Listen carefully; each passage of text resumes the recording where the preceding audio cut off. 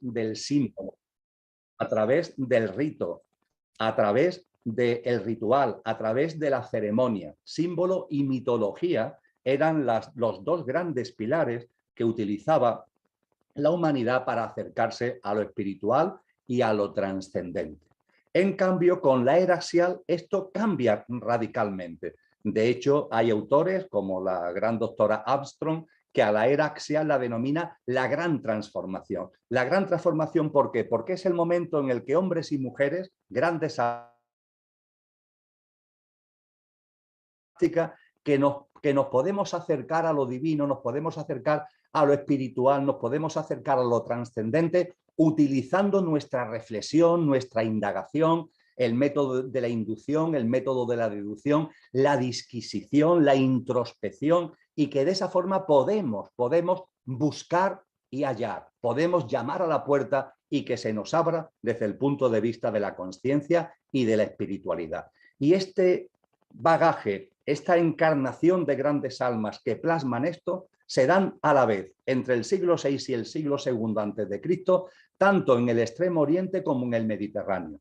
Concretamente, se da en el caso del Extremo Oriente, muy en particular, con el caso de Siddhartha Gautama. Yo diría que Siddhartha Gautama es el que de alguna forma inicia, el que de alguna forma cristaliza, el que de alguna forma arranca esta gran transformación que supone la era axial. Y a partir de ahí, lógicamente, a partir de la propia figura de Siddhartha Gautama Buda, toda la tradición espiritual que se pone en marcha. Pero tener en cuenta que en este periodo del siglo VI al siglo II antes de Cristo, estamos hablando también de Lao Tse, y estamos hablando del taoísmo, estamos hablando de Confucio y estamos hablando del confucianismo, pero hablamos también de la escuela china de las 100 flores y hablamos también de todo lo que tiene que ver con la tradición hinduista y con la ciencia del yoga, que se empieza a plasmar y que empieza a enraizarse precisamente también en estos siglos. Y no olvidéis que la ciencia del yoga en Occidente está muy desvirtuada, pero la ciencia del yoga tiene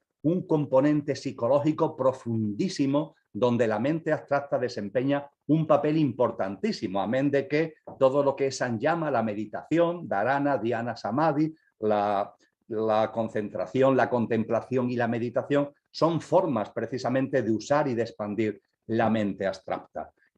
Todo esto ocurre, insisto, en el ámbito del Extremo Oriente en ese puñado de siglos. Pero fijaros, es que aquí en la zona, aquí me sitúo porque donde estoy yo, en la zona del Mediterráneo, también se conoce, también se sabe que es la época de los grandes profetas hebreos, es la época de Zoroastro y el zoroastrismo en la antigua Persia, es la época de las escuelas de misterio en Egipto, las escuelas de misterios como la Eleusinna en Grecia y por supuesto es la época de los grandes filósofos griegos, la época de Pitágoras, de Parménides, de Platón, que cambian por completo. Es la primera vez que los filósofos salen a hablar a la calle, que se montan escuelas, que se montan academias. ¿Y qué se enseñan en esas escuelas y academias? Pues se enseñan no rituales, no se enseñan mitología, se empiezan a enseñar conocimientos profundos de acercamiento a lo espiritual y a los temas de conciencia desde una mente abstracta que empieza por primera vez a usarse y a incorporarse en la historia de la humanidad. Y es en este contexto en el que Siddhartha Gautama Buda tiene un enorme protagonismo en la incorporación de la mente abstracta al proceso colectivo humano. Daros cuenta además que cuando uno acude a la ciencia del yoga, cuando uno acude a la constitución sextenaria, una vez que hay una humanidad que ha plasmado la mente abstracta, quiere decir que ha quedado por completo hecho todo lo que tiene que ver con los componentes perecederos, efímeros del ser humano. Es decir, las humanidades, lo que estaba latente han ido haciendo patente, lo físico, lo etérico o energético que hay en el ser humano, lo emocional, lo mental desde el punto de vista de la mente concreta, la mente abstracta a la que acabo de hacer referencia. ¿Y esto qué es lo que significa? Esto significa que ya la siguiente humanidad, cuando venga, la siguiente humanidad, ¿cuál será su misión? Ya su misión no tendrá que ver con hacer patente lo que era latente desde el punto de vista de nuestros componentes perecederos, energético, físico, emocional o mental. No, será una humanidad que ya tenga que hacer patente lo que somos desde lo imperecedero. Y en primer lugar, antes del espíritu, al que hacíamos referencia anteriormente, desde el punto de vista del alma. Es decir, si esta quinta humanidad ha plasmado la mente abstracta, y lo ha hecho, la sexta humanidad que le sigue vivirá por primera vez en la historia humana desde los atributos y cualidades del alma. Pero no solamente una persona o distintas personas, no solamente unas cuantas grandes almas que ya lo han hecho, sino colectivamente el proceso colectivo humano, cosa distinta es que todas las almas lleguen ahí o no lleguen ahí, haremos alguna referencia más adelante al respecto de la mano de Cristo Jesús, pero el proceso colectivo humano para la nueva humanidad, que será la sexta, está llamada a vivir por primera vez desde las cualidades y los atributos de algo que hay imperecedero en nosotros, que es el alma. Y toda esta evolución terminaría, concluiría, culminaría en una séptima humanidad que será la que viva desde el espíritu, es decir, la que viva desde nuestra divinidad, la que haga real aquí la presencia de lo que genuina y auténticamente somos de nuestra divinidad en este plano humano, en esta madre tierra tan maravillosa y en este plano material. En este contexto, Siddhartha Gautama Buda tiene un protagonismo muy especial en la incorporación de la mente abstracta en el contexto de la era axial a la conciencia colectiva humana, lo cual es la culminación de los componentes de la personalidad para abrir paso a una humanidad que viva por primera vez, repito, desde lo imperecedero, desde lo que auténticamente somos el ser humano. No todavía desde el espíritu, pero ya sí desde el instrumento que el espíritu utiliza para hacerse presente en la materia, que es el alma. La figura de Siddhartha Gautama Buda tuvo un papel central en la era axial con todo lo que acabo de compartir. Y a partir de ahí, y como último elemento a tener en cuenta en esta caracterización espiritual que estamos haciendo de la figura de Buda Gautama, es importante que también recalquemos que distintas escuelas y distintos autores, por ejemplo, se me viene a la cabeza Emil Bock, por ejemplo, se me viene a la cabeza Rudolf Steiner, señalan que Siddhartha Gautama Buda, cuando fallece, es decir, cuando Siddhartha Gautama desencarna, a partir de ahí su alma, que ha alcanzado ya el rango de Buda, coopera estrechamente con la misión de Cristo Jesús. Es decir, que el alma de Buda, el alma que encarna en Siddhartha Gautama, no solamente lleva a cabo lo que acabo de compartir desde el punto de vista de la era axial, etcétera, etcétera, sino que al desencarnar, desde el punto de vista álmico, realiza una labor de apoyo, realiza una labor de acompañamiento, realiza una labor de cooperación con lo que es la misión a la que haremos referencia dentro de un momento, la misión de Cristo Jesús. Estos son elementos fundamentales que someto a vuestra consideración a la hora del acercamiento a la figura desde el punto de vista espiritual de Buda Gautama.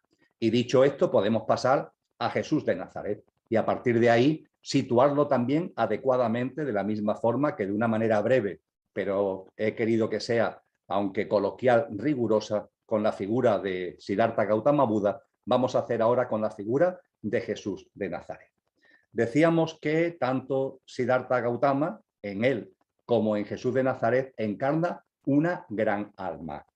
Lo que comparto con vosotros es que hay muchas tradiciones, hay muchas escuelas que consideran personalmente, así también lo percibo, así también lo entiendo, así también lo vivo, que entre las almas grandes que han encarnado en la historia de la humanidad, la que encarna en Jesús de Nazaret es la más elevada, es el alma más noble, es el alma más madura, es el alma más grande que ha encarnado en la historia de la humanidad.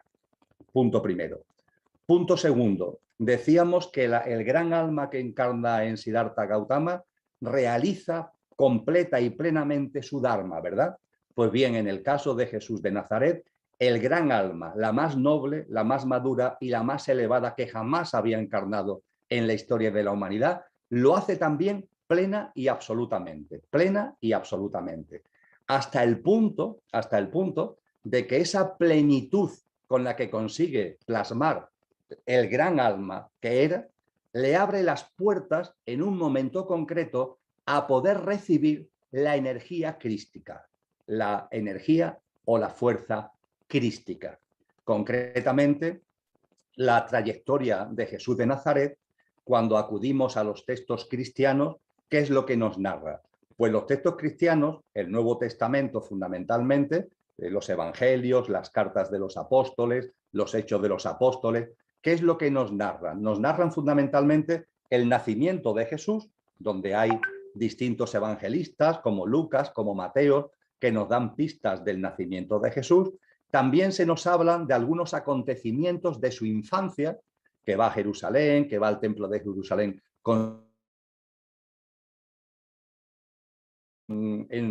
recién nacido de una huida a Egipto y por tanto de pasar algún tiempo en Egipto, aunque después vuelven a Palestina. Pero a partir de ahí se le pierde la pista. Son los denominados años perdidos. Sabemos de su nacimiento, sabemos algunos datos de su infancia, pero a partir de ahí ya no hay ninguna referencia a la vida de Jesús hasta que aparece Jesús para ser bautizado por Juan el Bautista en el río Jordán.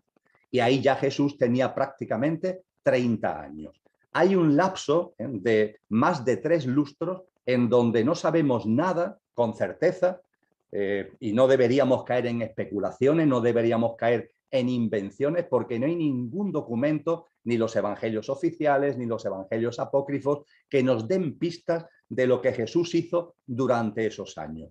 Lo que sí sabemos con certeza, y eso no es especular, es que esos años, estuviera donde estuviera, viviera como viviera, esos años sirvieron para que ese alma elevadísima plasmara en la realidad todo lo que es, todo lo que era, para que toda su potencia, para que toda su energía, para que toda su vibración la plasmara en la realidad, hasta el punto que esa plasmación plena dármica de esa alma inmensa posibilitó que recibiera en un momento concreto esa fuerza que se conoce como la fuerza crística o como la energía crística. La fuerza crística o la energía crística tiene que ver ni más ni menos, amigos y amigas, que con el verbo.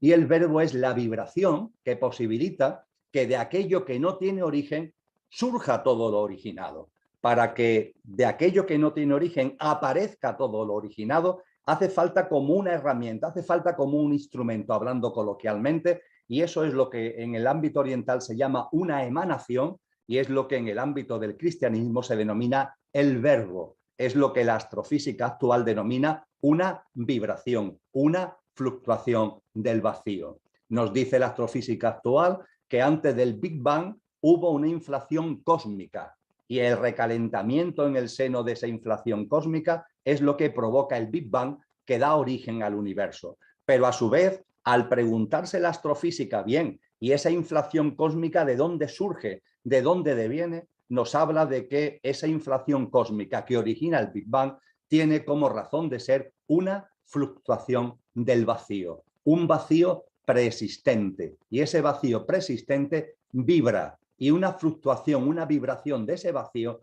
origina una inflación cósmica en cuyo seno por recalentamiento se produce el Big Bang que genera el universo. Pues bien, cuando hablamos en términos de lo crístico es esa vibración. Lo crístico es esa vibración pura y primigenia que hace como de bisagra, como de herramienta para que de lo inmanifestado aparezca lo manifestado. Por eso, precisamente, el Evangelio de San Juan comienza diciendo: al principio fue el Verbo, y el Verbo era Dios, y el Verbo estaba con Dios. Esa vibración pura y primigenia, ese Verbo, esa emanación, es lo crístico.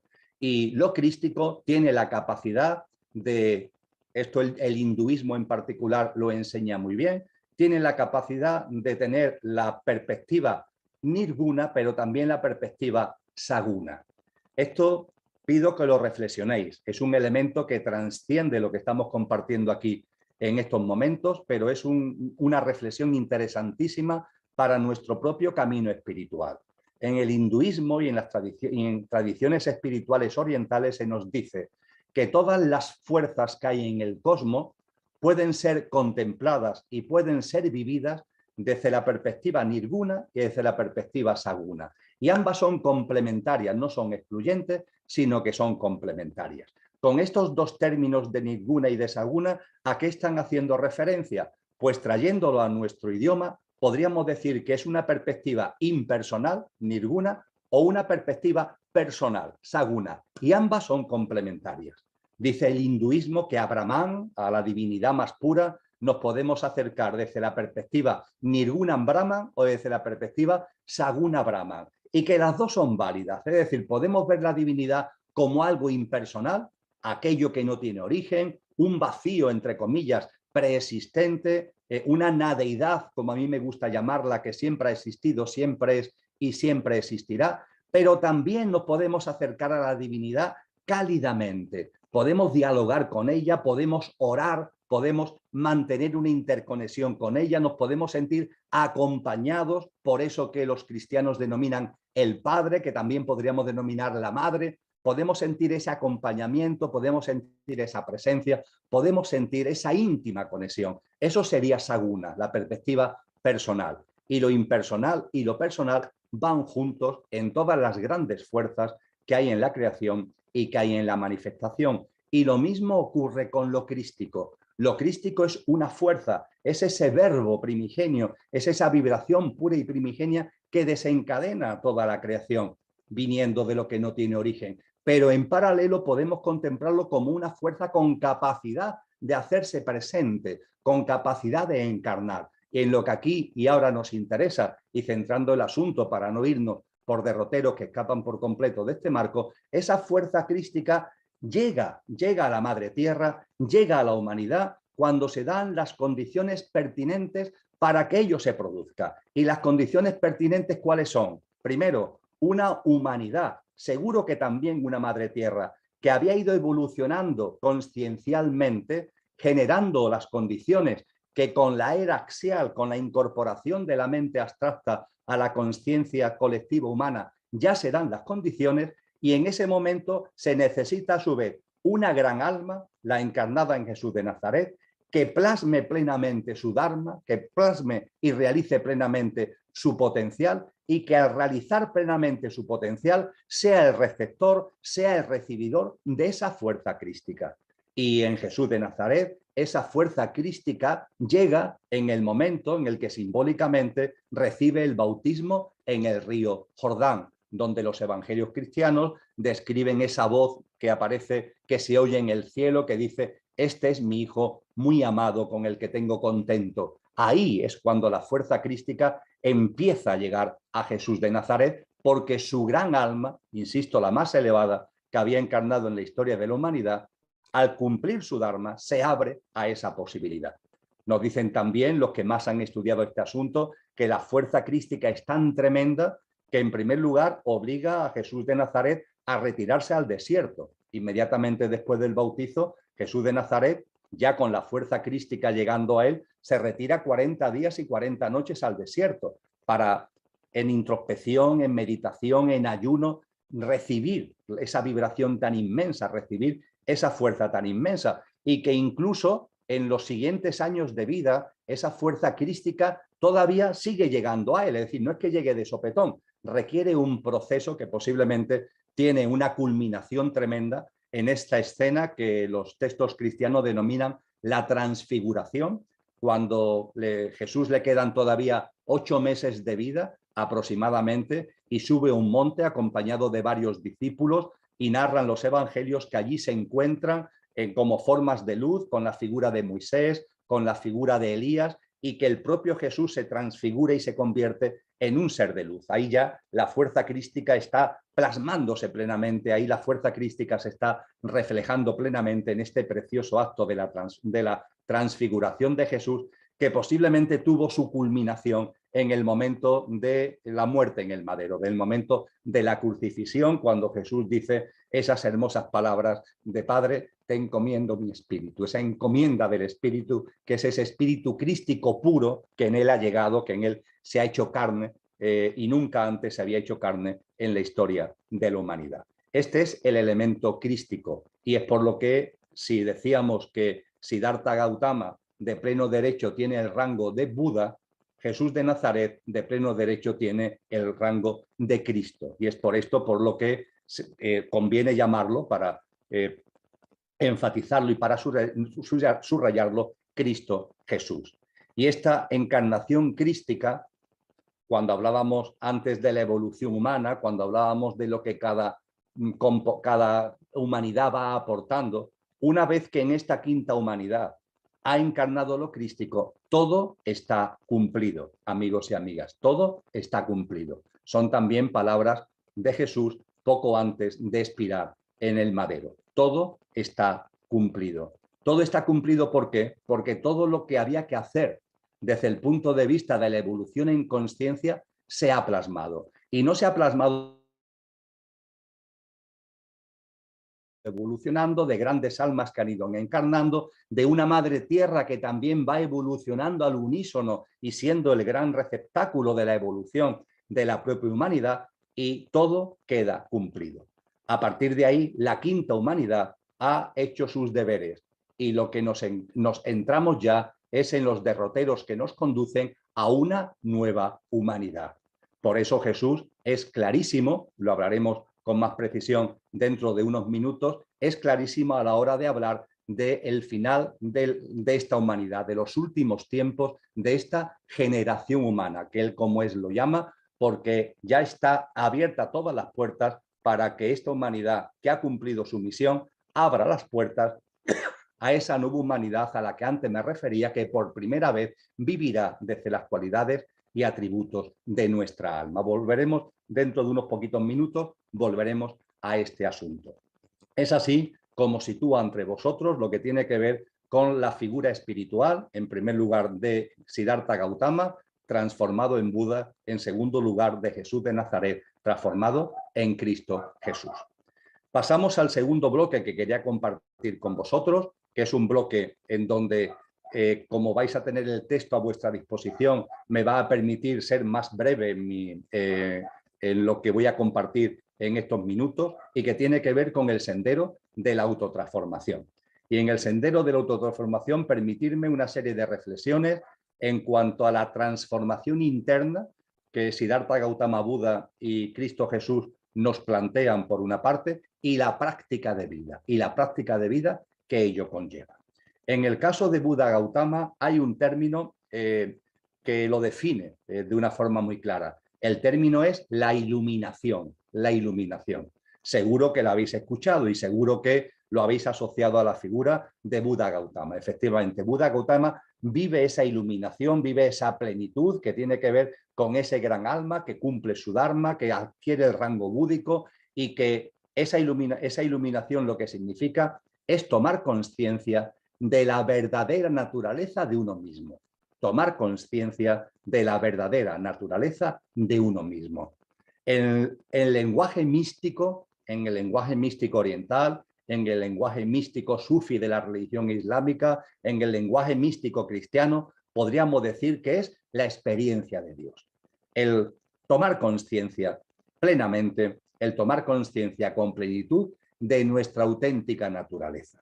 El darnos cuenta que Dios es yo, como decía el místico sufí Al-Halal, que Dios es yo y yo soy Dios cuando ceso de ser yo.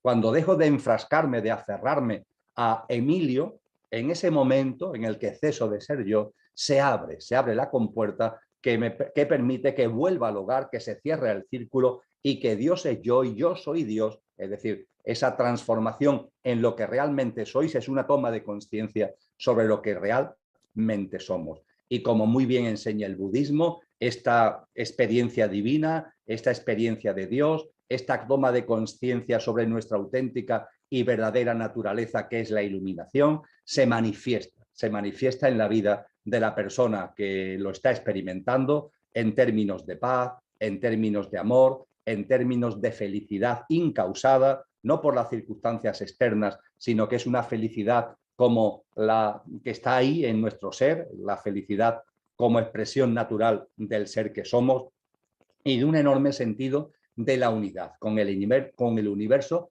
y con la vida. Esto es lo que conlleva la iluminación. En el ámbito cristiano, si acudimos a la figura de San Juan de la Cruz, define maravillosamente lo que es esa transformación en Dios, esta experiencia de iluminación, cuando en una carta en el año 1582, San Juan de la Cruz nos escribe: el más perfecto grado de perfección a que en esta vida se puede llegar, que es la transformación en Dios. Ahí está, la toma de conciencia de nuestra verdadera naturaleza y una vida en coherencia con esa naturaleza de la que hemos tomado conciencia.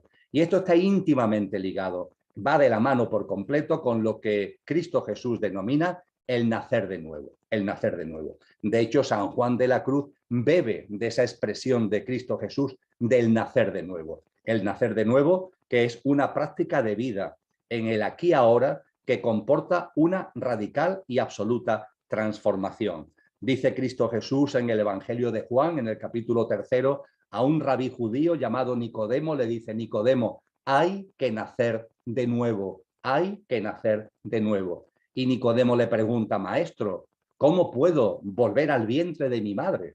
Y Jesús, compasivamente y amorosamente, le dice a Nicodemo: Nicodemo, ¿tú eres un rabí judío y no sabes de lo que te estoy hablando? Nicodemo, te aseguro que hay que nacer de nuevo, del agua y del espíritu, del agua y del espíritu. Ese nacer de nuevo del agua y del espíritu significa que hay que nacer de nuevo plenamente. Yo diría que es una expresión casi expuesta con vehemencia. Y lo que Cristo Jesús nos reclama es que muramos en vida para resucitar en vida.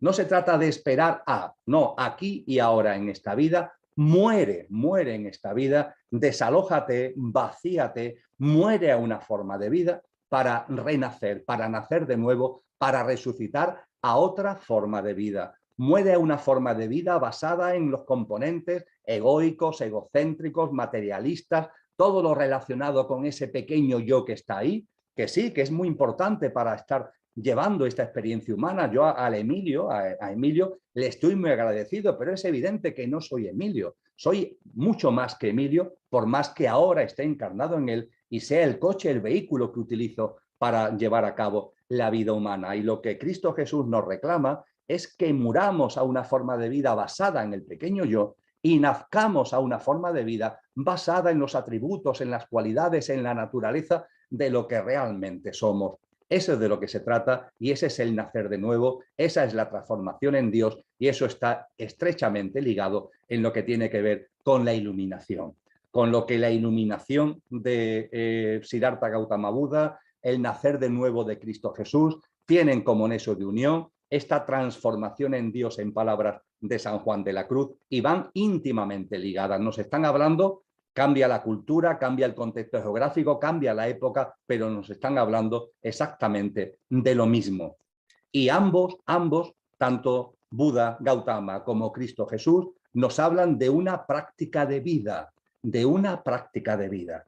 Lo primero que hace Buda Gautama cuando vive la iluminación, cuando tiene ese sentimiento de unidad, cuando tiene ya plenamente esa experiencia de Dios, es empezar a enseñarnos. Son sus discursos, son sus enseñanzas, y esas enseñanzas no son evanescentes, no son superficiales, no son teóricas, son enseñanzas de práctica de vida. Y Cristo Jesús, por supuesto, en toda su vida pública, con lo crístico ya presente en él, lo que nos muestra, lo que nos enseña, no son temas teóricos, sino una práctica de vida. En el texto que os va a remitir Miguel Ángel tenéis extractado, esto nos ocuparía también un curso entero, pero tenéis extractado las principales características de la práctica de vida que nos aportan tanto Buda, Gautama como Cristo Jesús. Y veréis que hay bastantes parecidos, aunque es verdad que también cada uno enfatiza especialmente unas cosas u otras. En el caso de la práctica de vida que nos propone Buda Gautama, hay que destacar, en primer lugar, las denominadas 4 nobles verdades. Las 4 nobles verdades, que está expuesto en el primer discurso que hace Siddhartha Gautama Buda una vez que vive la iluminación, que tiene un título muy largo, la puesta en movimiento de la rueda de la verdad o Dharma. Y Buda nos hace un acercamiento a lo que a él lo motivó especialmente en su proceso y en su sendero de autotransformación, que fue el sufrimiento, el sufrimiento. Siddhartha Gautama evoluciona por compasión e intentando discernir desde la mente abstracta a la que hacíamos referencia anteriormente, ligada a una práctica de vida, el porqué de tanto sufrimiento. ¿Por qué hay tanto sufrimiento en la vida? ¿Por qué hay tanto sufrimiento en el ser humano? Es el acercamiento a lo que en el lenguaje oriental, en el lenguaje budista, es el dukkha, el sufrimiento, la aflicción. Y en esas 4 nobles verdades hace una aproximación preciosa a el por qué sufre el ser humano, que está además en íntima conexión, lo encontráis también en el texto, con lo que en la ciencia del yoga se llaman kleshas, los kleshas, las grandes causas de la aflicción y el sufrimiento humano. Y esos kleshas son fundamentalmente 5, pero el más importante es el primero. ¿Cuál es la razón del sufrimiento? Ignorancia, el olvido de lo que somos, el olvido de lo que eres. Avidya, en lenguaje sánscrito que se utiliza en la ciencia del yoga. Lo que hace Buda en sus 4 nobles verdades es observar el síntoma de esa enfermedad, entre comillas, que es el sufrimiento, realizar un diagnóstico de la misma, efectuar igualmente un pronóstico de las posibilidades de recuperación y prescribe un tratamiento, prescribe una práctica de vida para superar ese sufrimiento. Y desde luego el primer elemento, el elemento crucial, es recuperar el recuerdo y vivir en coherencia con lo que somos. Mientras que vivamos en olvido de lo que somos, lo que se provoca es que nos identificamos con lo que no somos. Olvidamos nuestra naturaleza divina, olvidamos nuestro carácter inmortal y a partir de ahí nos identificamos con el pequeño yo, con lo efímero. Y todo el sufrimiento deviene de ahí, como muy bien se explica en las denominadas kleshas. Y Siddhartha Gautama Buda, para superar ese dukkha, para superar ese sufrimiento, Siddhartha Gautama Buda, para hacer posible ese tratamiento que nos haga ir más allá del sufrimiento, trascenderlo, nos habla del noble óctuple camino. Es la práctica de vida que una vez que se ha analizado el sufrimiento, una vez que se ha analizado sus causas, ese noble óctuple camino es el camino de vida que nos conduce a recuperar, al salir de la amnesia de lo que somos, a dejar atrás el Alzheimer, la amnesia de lo que somos, a recuperar el recuerdo de lo que somos y, por supuesto, no solamente a recuperar la memoria, sino a tomar conciencia de lo que somos. Y en ese noble óctuple camino, Buda nos habla de sabiduría, nos habla de conducta ética, nos habla de educación de la mente, nos habla de una serie de prácticas muy concretas, muy precisas, que va desgranando en 3 grandes categorías. Por un lado la sabiduría, por otra parte, como os comentaba, la conducta ética o virtud y por otra parte el entrenamiento de la mente. Y dentro de todo ello nos llama y nos enseña al pensamiento correcto, al hablar correcto, al actuar correcto, al medio de vida correcto, a la ejercitación correcta, a la atención correcta y a la meditación correcta. Y cuando utilizamos para cada una de estas expresiones el calificativo de correcto, esto viene de un término pali que es sama, que significa plenitud, es decir, no entender lo correcto como un juego dual de la mente, esto está bien, esto está mal, correcto, incorrecto, sino que esa corrección en todo, en la visión, en la comprensión, en el pensamiento, en el hablar, en el actuar, hasta llegar a la meditación que nos reclama Buda, esa expresión correcta tiene que ver con la coherencia, tiene que ver con la perfección, tiene que ver con la plenitud en el desarrollo de todas estas prácticas. Y todo ello, por decirlo de una forma muy gráfica, viene a desembocar en las 2 grandes aportaciones de Buda. La meditación hasta alcanzar samadhi, hasta alcanzar ese estado donde la mente está ahí, pero es como si no estuviera, ese estado donde la mente deja de estar omnipresente, donde la mente deja de estar ahí haciendo, entre comillas, de las suyas y la conciencia brilla, ese estado de samadhi, que nos permite ver la realidad, no matizada por los rayones de nuestra mente, por las manchas, por los rayones que pueda haber en las gafas de nuestra mente, una mente impoluta, una mente perfecta, una mente armonizada, equilibrada, una mente educada, una mente gafas que están tan limpias que es como si no tuviéramos gafas y que nos permite por fin ver la realidad con todo lo que ello conlleva de la visión de unicidad de la existencia y de la creación. Y junto con la meditación, la acción consciente, lo interior y lo exterior. Esto también es muy importante en Siddhartha Gautama, en las enseñanzas del Buda Gautama. No es una enseñanza de retiro, no es una enseñanza de recogimiento, es una enseñanza de acción consciente, de acción en el mundo. Y todo ello va también de la mano, liga mucho con las prácticas de vida que nos aconseja, que nos enseña, que nos muestra la sabiduría de Cristo Jesús, el cual es muy insistente cuando nos enseña que por sus frutos los conoceréis. Lo encontráis, por ejemplo, en el Evangelio de Mateo 7:16. Por sus frutos los conoceréis. Esto no es un tema de intenciones, esto no es un tema de pensamientos, esto es un tema real. El camino, el sendero de autotransformación es un sendero de obras, es una forma de vida, es una práctica de vida donde debe estar presente la sed de verdad, es decir, una visión trascendente que nos impulse a ir más allá de las formas materiales, a ir más allá de la apariencia y de la superficialidad para intentar llegar a la esencia que hay en nosotros, a la esencia que hay en los demás, a la esencia que hay en la vida, a la esencia que hay en el universo, a la esencia que está en todos. De ahí su llamada continua a buscad, buscad y hallaréis, llamad y se os abrirá, sed de verdad. Y una sed de verdad que vaya unida a la sencillez, a la sencillez. Este no es el camino de los engreídos, este es el camino de la gente sencilla, entendiendo por personas sencillas aquellas que van avanzando en sabiduría, pero que por ello no hacen que se salgan de la modestia, de la humildad y no caen, por supuesto, en ningún tipo de prepotencia ni de mirar a nadie por encima del hombro, ni de creerse nada superior a nadie. Este es el camino que nos enseña Jesús, al que liga igualmente el camino de la fe, un vocablo que en los evangelios cristianos aparece con mucha frecuencia en la boca de Jesús y que no tiene nada que ver, amigos y amigas, con lo que la fe hoy coloquialmente se dice acerca de ella.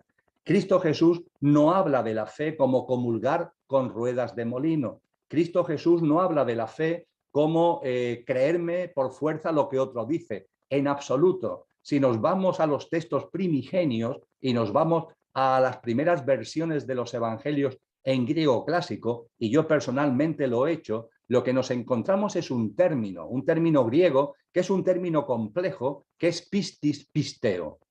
Pistis como sustantivo transitivo, pisteo como verbo, que fue lo que en el siglo IV se tradujo al latín de una forma que después, llevado al castellano siglos después, se dio lugar al término fe. Jesús nos habla no de fe, nos habla de pistis. ¿Y qué significa pistis? Pues pistis significa tres cosas en una y tres cosas enormemente importantes. Pistis significa, en primer lugar, confianza, en segundo lugar, compromiso y en tercer lugar, perseverancia. ¿Confianza en qué? En la vida. Confía en la vida. Date cuenta de que todo tiene su sentido profundo, de que la vida está llena de causalidades, que todo tiene su porqué y su para qué. Incluso las noches oscuras tienen un sentido profundo en la vida personal y en la vida colectiva. Confía en la vida, confía en la vida. La vida nos abraza, la vida nos ama, la vida nos envuelve. Confía en la vida. No andes por la vida desconfiando de la vida, temeroso hacia la vida. Confía plenamente en la vida. La fe, pistis, es en primer lugar confianza en la vida. En segundo lugar, amigos y amigas, es compromiso. ¿Compromiso con qué? Contigo mismo, con lo que de verdad eres, con tu naturaleza divina, con tu verdadera esencia. Comprométete con eso. No te comprometas con los tesoros de tu pequeño yo, no te comprometas con aquello que a tu pequeño yo egoico, egocéntrico, le puede llamar la atención, no te comprometas con lo que los influjos de esta sociedad egoica y egocéntrica te están poniendo permanentemente por delante de los ojos y te intentan llevar hacia ello. No, comprométete con lo que eres, sé auténtico, sé ejemplar, saca lo mejor de ti mismo, ponlo al servicio de los demás, Ama al prójimo como a ti mismo desde ese compromiso para sacar de ti mismo tu auténtica esencia, tu auténtica naturaleza, tu auténtico ser. Y todo ello con perseverancia, es decir, con constancia. No es esfuerzo, no es trabajo, es constancia. Confío en la vida y me comprometo conmigo mismo, y esa confianza y ese compromiso la voy ejercitando desde la continuidad, desde la constancia. Y ese sacar lo mejor de nosotros mismos lleva a practicar la compasión y lleva a practicar el compartir, la compasión universal hacia todas las formas de vida sin excepción. Como dice el voto del Bodhisattva, a todos el compromiso, el amor, la compasión hacia todos los seres sintientes de todos los reinos, de todos los mundos. Una compasión que todo lo abarca desde el amor más sublime. A eso nos llama Cristo Jesús. Y dentro de ese camino, el compartir, el confiar en la vida, y a partir de con que confiamos en la vida, tener una visión abundante de la vida. No ver la vida desde la escasez, la experiencia de vida desde la abundancia. Y todo ello culmina finalmente en el denominado Sermón de la Montaña. Ese Sermón de la Montaña en el que Jesús de Nazaret, a través de las bienaventuranzas, que son 14 prácticas, a través de las prácticas asociadas a la oración del Padre Nuestro, que son 4, y a través de otras 7 prácticas finales que une igualmente, nos da un compendio completo que en el texto que Miguel Ángel os va a hacer llegar tenéis resumido, de una práctica de vida para ser lo que realmente somos, es decir, para nacer de nuevo, para transformarnos en Dios y para vivir en coherencia con lo que somos. Y dicho sea por fin, y con esto termino, este acercamiento a las enseñanzas de Buda Gautama, de las prácticas de vida y de las enseñanzas sobre estas prácticas de vida de Cristo Jesús, la importancia que Jesús le da a la afinidad álmica. Jesús nos muestra con claridad que el protagonismo en nuestra vida, amigos y amigas, no pueden ser las relaciones familiares.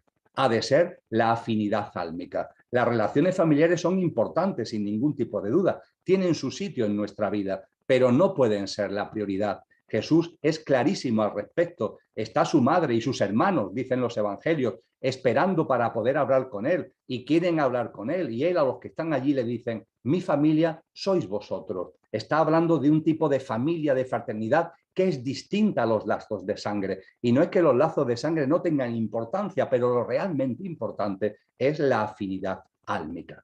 Todo esto lo comparto de forma telegráfica, lo comparto de forma breve, lo tenéis en el texto debidamente recogido, y seguro que nos dará también ocasión para que en el coloquio, que abriremos ya de manera cuasi inmediata, podamos desarrollar. Y por fin, amigos y amigas, el papel de lo colectivo. El papel de lo colectivo. Si hemos compartido que el sendero de autotransformación desde la iluminación y el nacer de nuevo son absolutamente compatibles, van de la mano, el mensaje de Buda Gautama y el de Cristo Jesús, si en la práctica de vida cada uno poniéndole énfasis en una cosa distinta, pero a través de los nobles del camino, las 4 nobles verdades, o a través del sermón de la montaña, se nos quiere llevar a una misma práctica que ponga en valor lo que realmente somos. La diferencia que podemos encontrar entre las enseñanzas de Buda y las enseñanzas de Cristo Jesús está en el hecho de que a todo lo que acabamos de compartir, Cristo Jesús le añade, y no está en las enseñanzas de Buda, de hecho no está en ninguna enseñanzas previas a Cristo Jesús, el papel de lo colectivo. El papel de lo colectivo. El papel de lo colectivo es muy simple.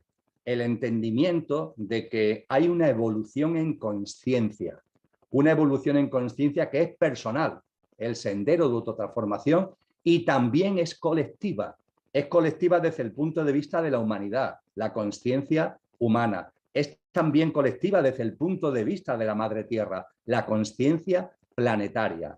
Hay una evolución en conciencia, y esa evolución en conciencia se plasma en ciclos, y los ciclos van desarrollándose de una forma que, salvando las escalas, siempre es la misma: un nacimiento, una paulatina plasmación, una culminación, y a partir de ahí abrir las puertas a el fin de ese ciclo y el inicio de un ciclo nuevo. Es lo que nos enseñan las células. La célula nace, se desarrolla cumple su función y a partir de ahí, en el seno de la célula, aparecen las fuerzas creativas necesarias para que por gemación, por mitosis, aparezca una nueva célula, un nuevo ciclo. Así ha ido evolucionando la humanidad a través de distintas células, a través de distintas humanidades. Ahora estamos en la quinta de esas células. Cristo Jesús enfatiza de que estamos además en el final de esta generación humana y a partir de ahí, como os comentaba hace un rato y también compartía que haría alguna aclaración al respecto, dice que todo está cumplido. Todo está cumplido. Y sé que esta expresión sorprende mucho. ¿Cómo que todo está cumplido? El final de esta generación humana, todo está cumplido, pero se dijo hace 2000 años. Esto, amigos y amigas, nos lleva a plantear lo último que en esta exposición, entraremos en detalle si lo veis oportuno, en el coloquio, en el diálogo que vamos a mantener, lo último que quiero haceros llegar. Cuando nos acercamos a lo espiritual, con rigor, con profundidad, el tiempo es otra cosa. Daros cuenta que las tradiciones espirituales nos han hablado siempre de que hay dos tipos de tiempo. Lo encontramos muy bien reflejado en la mitología griega, donde hay dos figuras muy interesantes, Cronos y Kairos. Cronos y Kairos. Cronos es muy importante, es el padre de Zeus, y Cronos es el tiempo cronológico. Podríamos decir el tiempo de la materia, el tiempo de la realidad material, que es lineal y que siempre es el mismo. Es ese tiempo cronológico que nosotros medimos en cronómetros, en calendario, eso es Cronos. Y efectivamente el mundo de la materia, la realidad material, va pasando, evoluciona, correspondiéndose a Cronos, al tiempo cronológico, al tiempo lineal. Pero en la mitología griega, junto con Cronos, hay otro tiempo, el tiempo espiritual, que es el tiempo al que los griegos denominaron Kairos. Kairos. Y Cronos y Kairos son distintos, porque Cronos, como tiempo de la materia, es siempre igual. Un segundo siempre es un segundo, un minuto son siempre 60 segundos, una hora son siempre 60 minutos, un día son siempre 24 horas, un año son siempre 365 días en números redondos y así podríamos continuar. Eso es Cronos, pero los tiempos espirituales no funcionan así. Los tiempos espirituales tienen que ver con la evolución de la conciencia y con los ciclos, de modo y manera que el tiempo espiritual durante una parte del mismo va al unísono con Cronos, pero hay un momento determinado que Cronos sigue igual, pero el tiempo espiritual se acelera. El tiempo espiritual se acelera porque el ciclo se precipita. Es ese momento en el que la célula ya ha cumplido lo que tenía que hacer y ha de dar nacimiento a la nueva célula. En ese momento, en conciencia y espiritualmente hablando, el tiempo se acelera. Fijaros, para que lo entendáis mejor, es como un río que fuera dirigido hacia una catarata. Un río, la habréis visto personalmente o en películas o en documentales, un río que en un momento concreto tiene una cascada, tiene una catarata. Cuando está a muchos kilómetros, el río lleva su ritmo. El ritmo, dependiendo de la época del año, de que llueva más, de que llueva menos, lleva el ritmo que corresponde. Eso es Cronos, eso es Cronos. Pero cuando se va acercando a la catarata, cuando ya le va quedando poco a la catarata, ¿qué le pasa a ese curso del río? Que se acelera. Las aguas van más rápidas, incluso hay removimientos, ¿verdad? Pues bien, el punto en el que las aguas se aceleran, porque el cambio de ciclo, que es lo que representa la catarata, se va acercando, el momento en el que las aguas se aceleran y hay removimientos, eso es Kairos, es el momento en el que lo que entra en juego ya no es Cronos, sino que es el tiempo espiritual. Jesús de Nazaret lo que nos dijo hace 2000 años en Cronos, es que ya había empezado el movimiento de las aguas debido a la cercanía de las cataratas. Y nos dijo además y nos dio una serie de señales para que fuéramos conscientes de cuándo nos estuviéramos acercando a esas cataratas. Unas señales que son muy precisas, que están muy detalladas en el Nuevo Testamento y que si acudimos a ella, la verdad es que en muchos casos podemos ver que esas señales están ya entre nosotros. Y claro, esas señales son señales que nos muestran también ese aceleramiento y también esos removimientos, no son los dolores del parto de los que habla Jesús de Nazaret. Y fijaros, no tengo ningún tipo de duda que entre muchos de vosotros y muchas de vosotras esto ya se está percibiendo. Es decir, esta diferencia entre Cronos y Kairos ya lo estáis percibiendo.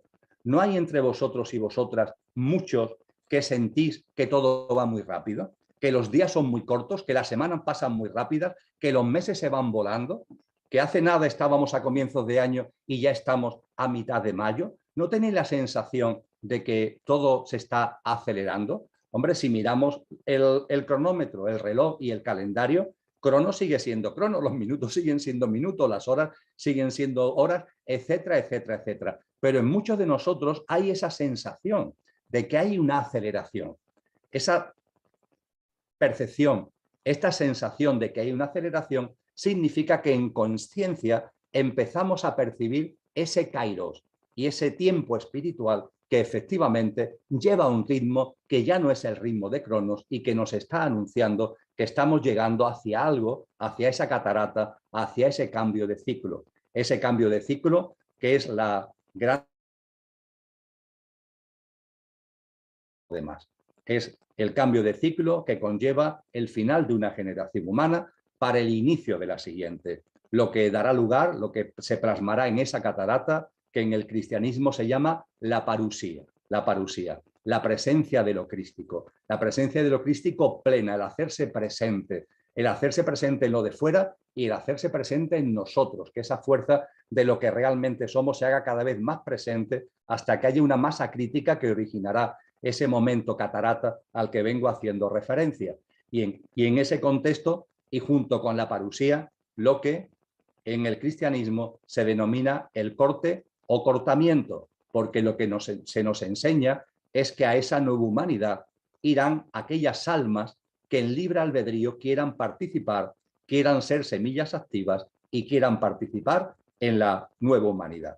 En esa nueva humanidad, amigos y amigas, como hay que vivir desde las cualidades de lo álmico, eso significa gráficamente expresado que la lámpara de aceite de nuestra alma no tiene que estar llena, no se nos pide todavía que seamos grandes almas, pero sí tiene que tener un nivel mínimo requerido.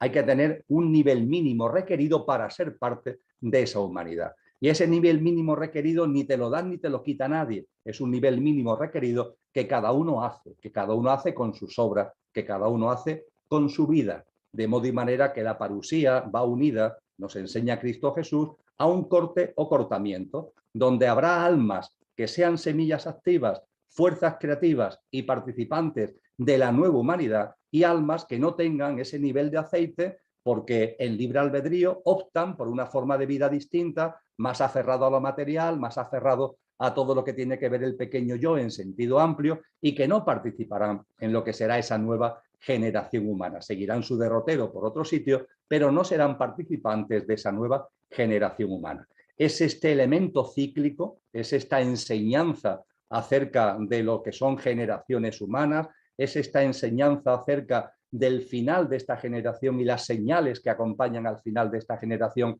y lo que vendrá después como nueva generación humana, lo que marca la diferencia entre las enseñanzas que podemos encontrar en Siddhartha Gautama Buda y las que encontramos en Cristo Jesús. Y tiene su porqué, porque cuando Buda realiza sus enseñanzas, las realiza en el contexto histórico en el que las realiza. Tiene como gran elemento impulsor la plasmación, ni más ni menos que la mente abstracta en el consciente colectivo humano, y preparar finalmente ya todo el terreno para que pueda llegar la semilla de lo crístico a la evolución en consciencia de la humanidad y a la evolución en consciencia de la Madre Tierra. Yo por mi parte, amigos y amigas, por mi parte Miguel Ángel, he terminado esta exposición inicial y ahora si queréis pues tenemos por delante un tiempo de diálogo y un tiempo de coloquio. Quedo a partir de aquí a vuestra disposición. Emilio, pues muchas gracias por tu generosidad. También es importante que te hidrates, que descanses un poquito. Y bueno, a mí me parece, perdonen ustedes, a mí me parece que la información que nos acaba de entregar Emilio es muy importante. Y, y esa manera de expresarla tan sencilla, tan asequible para todos nosotros, la podemos internalizar y la podemos plasmar y podemos permitir que Emilio descanse unos minutitos. Yo les pido por favor a todos, a ti Emilio, con tu permiso, si podemos hacer una alineación. Si esto que nos comentó Emilio nos hace sentido, vamos a plasmarlo en esta estructura biológica, porque está ahí en nuestro campo etérico. Si están aquí en la conferencia, si estamos aquí en la conferencia, es porque algo nos movió, algo nos lleva a hacer o a tomar esa iniciativa de Emilio Carrillo de ir caminando hacia una nueva forma humana de sociedad, hacia unos nuevos grupos humanos con otros valores más cooperativos, dejar a un lado la competencia, como lo hacen nuestras propias células, como lo hacen las otras formas de vida en las diversas manifestaciones, en el desierto, en la selva, en el mar, cómo esas formas de vida colaboran. Entonces, yo les pido, por favor, para internalizar todos esos conceptos, todo esto que nos platicó Emilio, podemos hacer una alineación, permitir que Emilio se hidrate y que nosotros podamos respirar. Entonces, les pido, por favor, si nos llevamos las manos al corazón, pueden llevarse sus manitas al corazón, podemos llevar la atención a la respiración. Puedes mantener tus párpados arriba o tus párpados los puedes cerrar y puedes llevar tu atención a la respiración. Y desde tu corazón, desde el corazón de todos, desde el corazón del grupo, agradecemos primero a estas grandes figuras, a Siddhartha Gautama Buda, a Jesús de Nazaret, que a través de la voz de Emilio Carrillo nos dejan sus enseñanzas y nos permiten tomar lo que nuestra vibración álmica tenga disponible, con lo que nuestra vibración álmica resuene de las enseñanzas de la figura de Buda y de Cristo.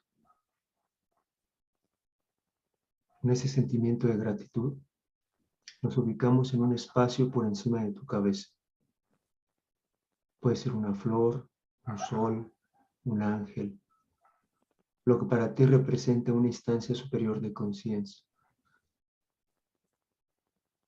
Respiramos lenta, profunda, rítmica y con pausa. Lenta, profunda, rítmica y con pausa. Visualizamos cómo desde ese espacio, desde ese lugar, a través de un cordón de plata, desciende esa energía álmica hasta tu cabeza, específicamente hasta tu glándula pineal.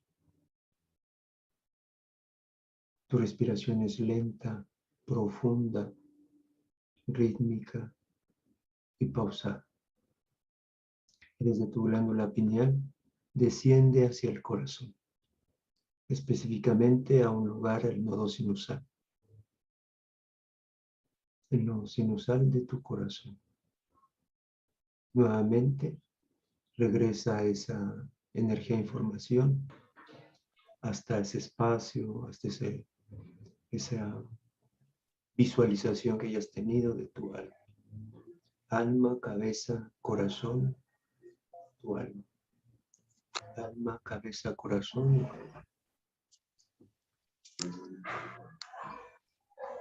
Y ahora, desde tu alma, vamos a hacer otra vez ese movimiento de transformación, pero ahora va a descender la energía de información hasta tu corazón, desde tu corazón a tu cabeza y desde tu cabeza hasta tu alma. Alma, corazón, cabeza, alma. Y percibe esos dos movimientos. El primero con un sentido dextrógiro y el segundo un sentido levógiro. Y como esa modificación del vacío, esa vibración del vacío, ese verbo se va asentando en tu cuerpo etérico y de ahí, a través de tus estructuras cerebrales, van quedando en ti. Van quedando de acuerdo a tu vibración álmica, todo lo que hemos escuchado en la conferencia y lo que Emilio ha compartido. Tu respiración lenta, profunda, rítmica y pausada. Y con un inmenso sentimiento de gratitud hacia nuestras figuras, hacia nuestros avatars y hacia Emilio Carrillo. Poco a poco vamos regresando al aquí, a la hora. A través de estos medios virtuales nos conectamos nuevamente como grupo. Y que la luz, el amor y el poder restablezcan el plan sobre la tierra. Y que todos podamos cumplir nuestra parte. Muchas gracias.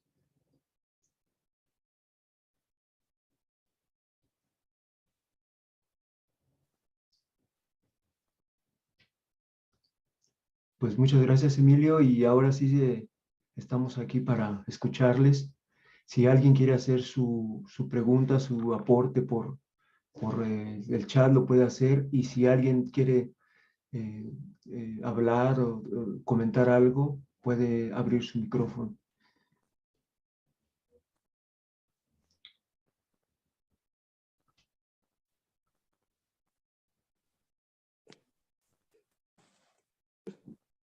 Bueno, yo quería pedirle a Emilio si nos puede ampliar un poquito.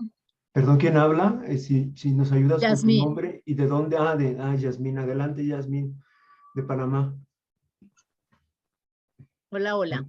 Mira, yo quería, Emilio, si nos amplías un poquito lo de los kleshas cuando nos hablaste en las prácticas.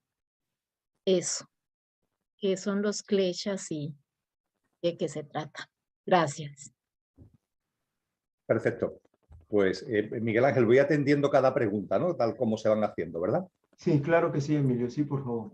Perfecto. Muy bien, pues con mucho gusto. Es una pregunta de los muchos temas, ¿no?, que hemos tocado, pero que obviamente se han planteado como elementos de reflexión para vuestra consideración y para que en la medida en que lo tengáis oportuno, pues profundicéis. Y uno de ellos tiene que ver con los kleshas. Como hemos compartido, un elemento motor en el proceso de iluminación de Siddhartha Gautama fue el sufrimiento, la compasión hacia tanta aflicción, tanto sufrimiento. A partir de ahí, como ya hemos dicho, aparecen las 4 nobles verdades y como diagnóstico, receta, tratamiento del sufrimiento a partir de las 4 nobles verdades, el noble óctuple camino al que también hemos hecho referencia. Pues bien, en este contexto hay una similitud enorme, hay una relación de vasos comunicantes con lo que la ciencia del yoga denomina los kleshas, que son, como ya compartía, las grandes causas de la aflicción humana. Lo encontráis, por ejemplo, en ese maravilloso texto que es la columna vertebral del yoga, que son los Yoga Sutras de Patanjali, que allá por el siglo II, aproximadamente después de Cristo, pues recoge por escrito por primera vez toda la tradición oral que venía de muchos siglos antes, que es la ciencia del yoga. Y en esos Yoga Sutras de Patanjali, en esos aforismos, que son 196, si mi memoria no falla, hablo de memoria, creo que a partir del 54, del aforismo 54, se nos habla de estos kleshas. Hay kleshas primarios y kleshas secundarios. Los más importantes son los kleshas primarios. Y esos kleshas primarios, como compartíamos, son 5. Y van íntimamente unidos los unos con los otros. Fijaros, el primer klesha, la primera gran razón del sufrimiento humano, la ignorancia, vais a encontrar en muchos textos, avidya, la ignorancia. Pero no cualquier ignorancia, no estamos hablando de una ignorancia intelectual, una ignorancia de las capitales del mundo o de las banderas de los países del mundo. No, no, no, estamos hablando de la ignorancia sobre ti mismo, el olvido de lo que eres, Esa es la principal causa del sufrimiento humano. La amnesia, el Alzheimer profundo sobre lo que somos. Lo olvidamos, no lo tenemos presente. Esa es la primera causa, el primer klecha. A partir de ahí viene el segundo. En lenguaje sánscrito es asmita, si mi memoria no falla. Y asmita lo que quiere decir es que como olvidas lo que eres, tu esencia, lo que a mí me gusta llamarlo el conductor, entonces te identificas con lo que realmente no eres, con lo que eres, pero perecederamente, efímeramente, que es lo que a mí me gusta llamar el coche. El coche es nuestro pequeño yo físico, emocional y mental y la personalidad a él asociada.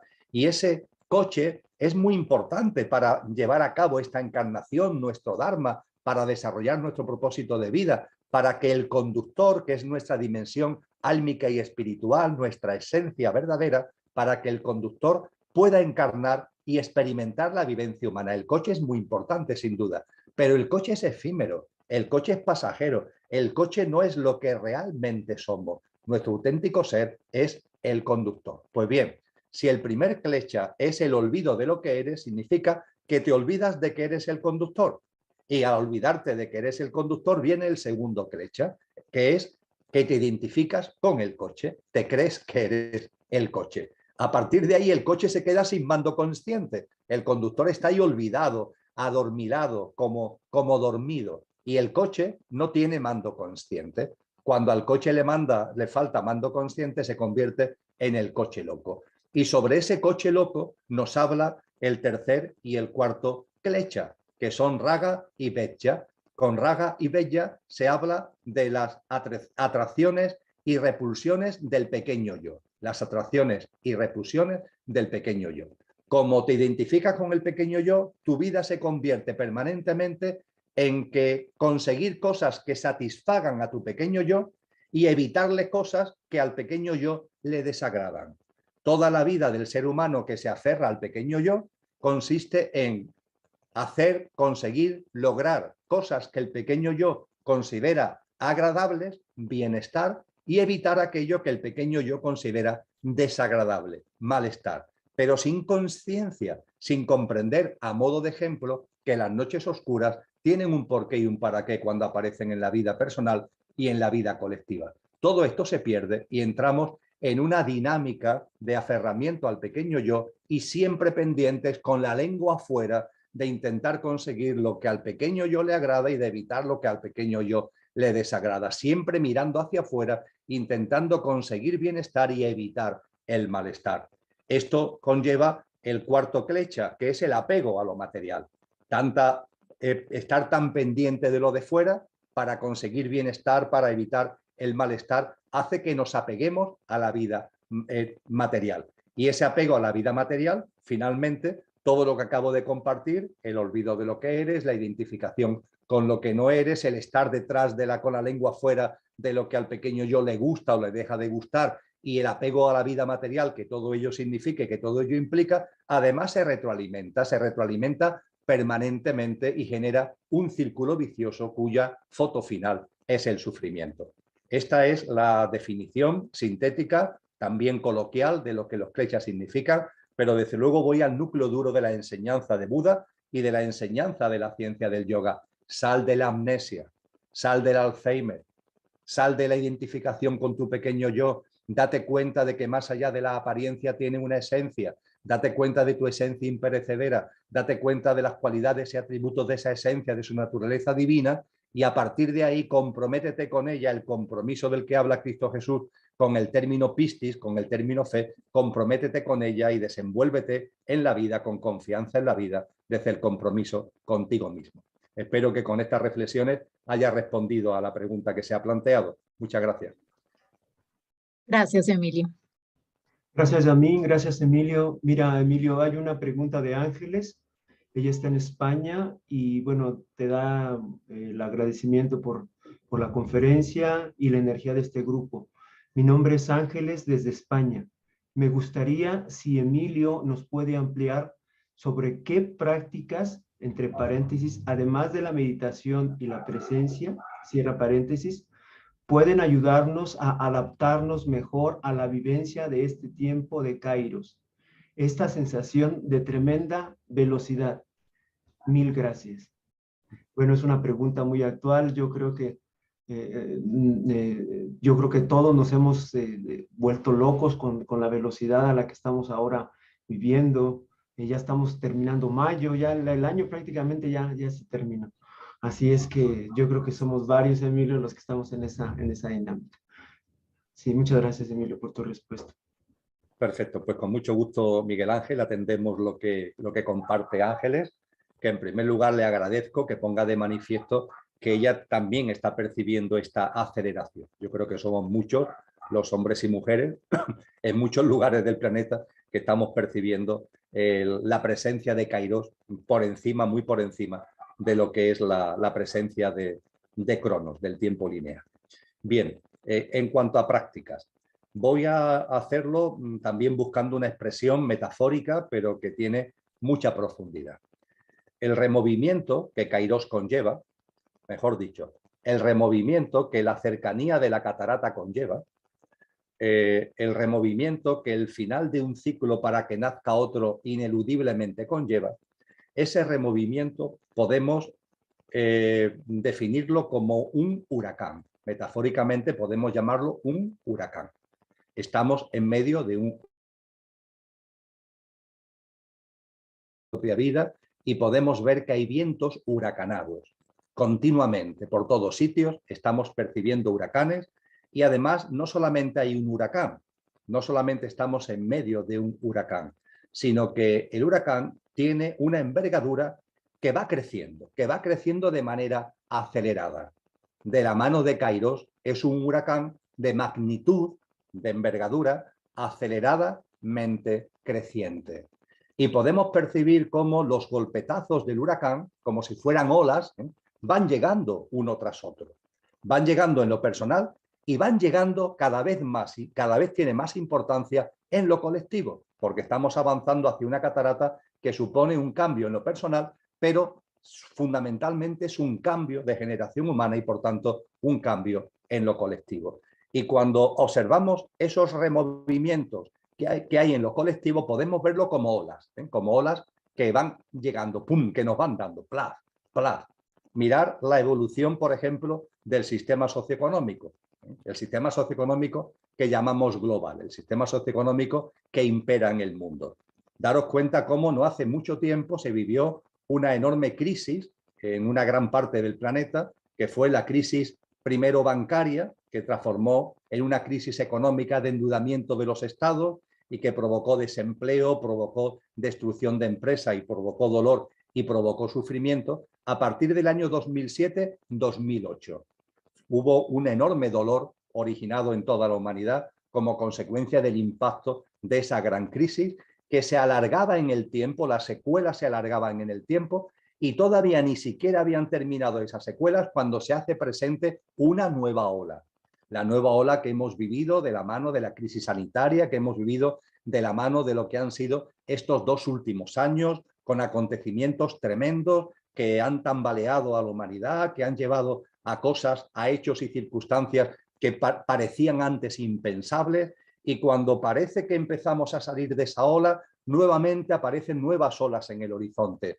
En muchos de los países en los que vivimos están sonando los tambores de guerra, por ejemplo, en el ámbito europeo, con el tema de Ucrania, pero también hay continuas voces que nos hablan de desabastecimiento, que nos hablan de apagones, que nos hablan de multitud de cosas que nos mantienen o quieren mantenernos en un permanente estado de miedo, en un permanente estado de inseguridad, en un permanente estado de incertidumbre, con una economía que efectivamente cada vez es más insegura, más inestable en el mundo entero. Todo esto tiene que ver con este huracán de magnitud aceleradamente creciente, donde la injusticia social crece y crece, donde los que tienen más cada vez tienen más, los que tienen menos cada vez tienen menos, donde se están batiendo récords de personas que viven en situación de hambre solemne en el mundo, donde la injusticia, insisto, es tan tremenda que las organizaciones y los colectivos que atienden las injusticias que hay en el mundo dicen que ya ni siquiera hay calificativo, ya no se puede decir que la injusticia social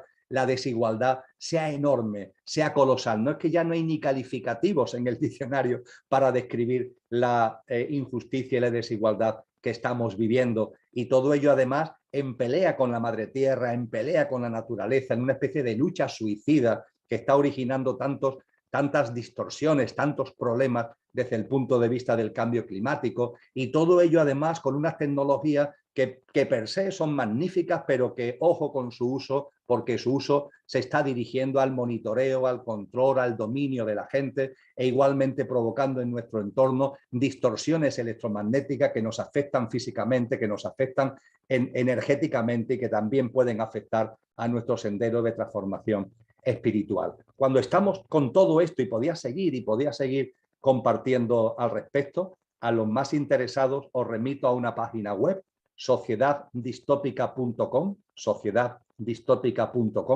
que es la página web del proyecto de investigación Conciencia y Sociedad Distópica que tengo el honor de dirigir. En sociedaddistópica.com tenéis todo esto recogido con una abundancia tremenda, porque la distopía que hay en el planeta es enorme. Todo esto tiene que ver con este huracán en el que estamos. Pues bien, ante este huracán, ¿qué hacer? Como preguntaba Ángeles, ante esta aceleración, ante este huracán de magnitud aceleradamente creciente, ¿qué hacer? Enormemente sencillo. Vamos a situarnos en el centro del huracán. Situarnos en el centro del huracán. Porque en el centro de un huracán, en el centro de un tifón, no hay viento. En el centro de un tifón, la temperatura es cálida. En el centro de un tifón, el cielo está despejado. Ahí está el tifón, pero no huimos, no salimos corriendo, nos ponemos en el justo centro, en el justo centro. Y ponernos en el justo centro del huracán significa ponernos en nuestro centro. Es decir, ir viviendo cada vez en mayor presencia de lo que somos.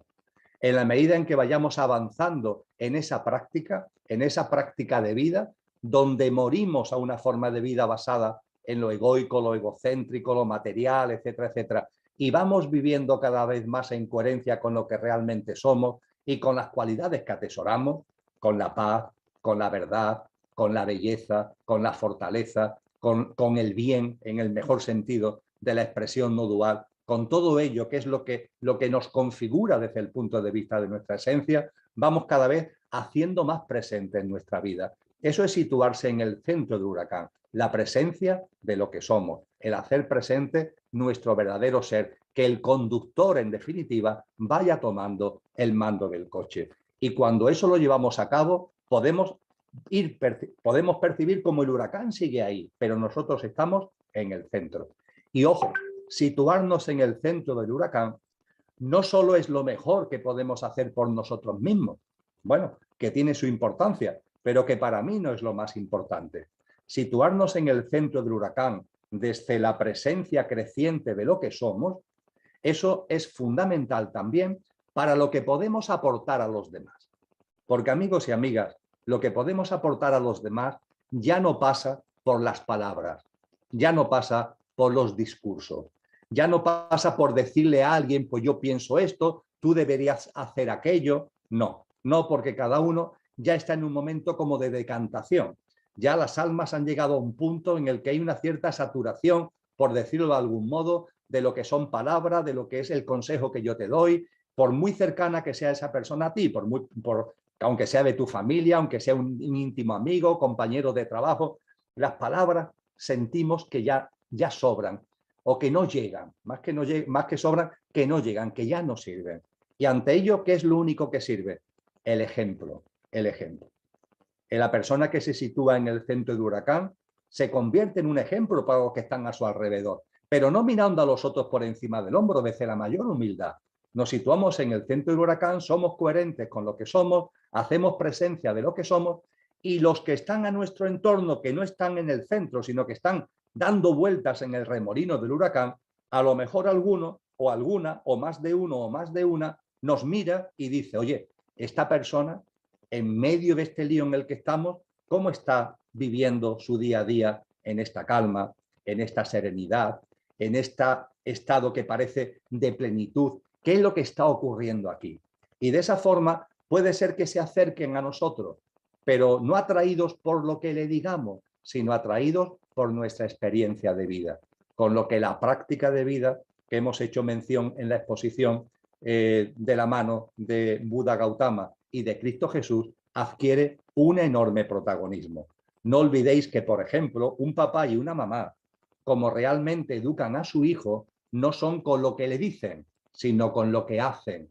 Lo que de verdad impregna a un niño o una niña es el comportamiento de sus padres, no las palabras de sus padres, sino el comportamiento de sus padres. Eso es lo que impregna, eso es la verdadera educación. Pues traslademos esto, porque salvando la escala estamos hablando de algo parecido, traslademos esto al famoso huracán.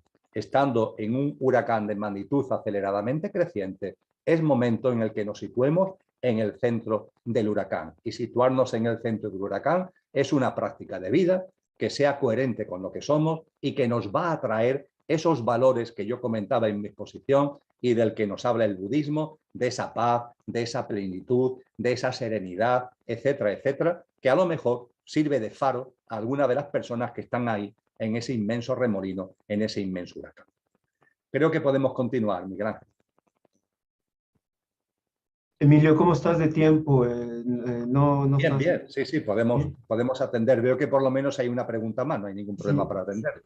No cabe duda que cuando llegan estas conferencias o dice Emilio que sus dones son comunicación e introspección, entonces ahí vemos cómo los dones y talentos que todas y todos tenemos se pueden expresar.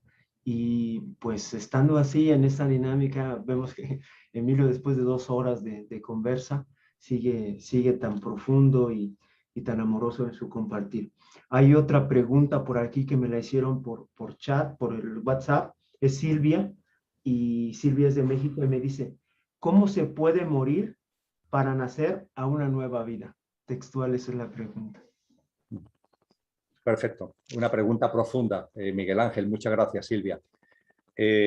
Hablando de lo crístico, hablando de esa presencia divina que hay en nosotros, hablando en definitiva de esa iluminación, ese tomar conciencia de lo que somos y vivir en coherencia con lo que somos, cuando hacemos referencia a todo ello, os traigo a colación una frase que está tomada de una de las cartas de Pablo de Tarso, una de las cartas que recoge el Nuevo Testamento del puño y letra de Pablo de Tarso, de San Pablo.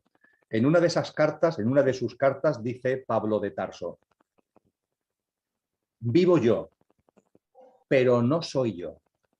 Es Cristo quien vive en mí. Lo repito, vivo yo, pero no soy yo. Es Cristo quien vive en mí. Tener como telón de fondo esa frase que se atribuye al místico sufi Al-Halal, allá por el siglo IX, de Dios es yo, y yo soy Dios cuando ceso de ser yo. Tenerlo ahí también como telón de fondo.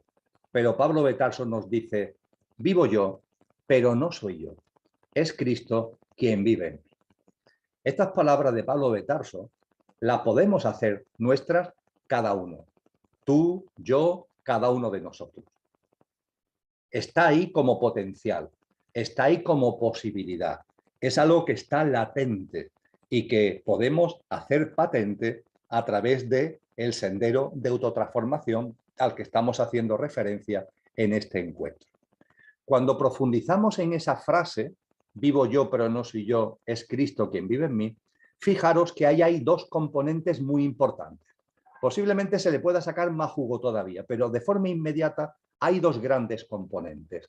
Por un lado es, vivo yo, pero no soy yo. Primer componente. Y por otro lado, es Cristo quien vive en mí. Desde el punto de vista del primer componente, vivo yo, pero no soy yo, fijaros que eso significa desalojo, un vaciamiento. Vivo yo, pero no soy yo. Se acabó, se acabó. Se acabó vivir desde el pequeño yo.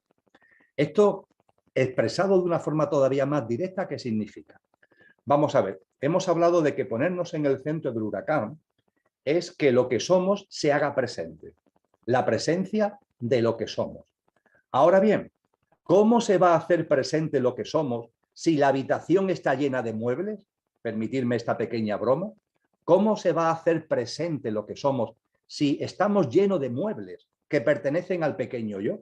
Es decir, a hábitos de vida, a pautas de vida, a sistemas de creencias, a paradigmas que son del pequeño yo, con lo que tienen esa connotación inevitable de materialismo, egoísmo, egocentrismo.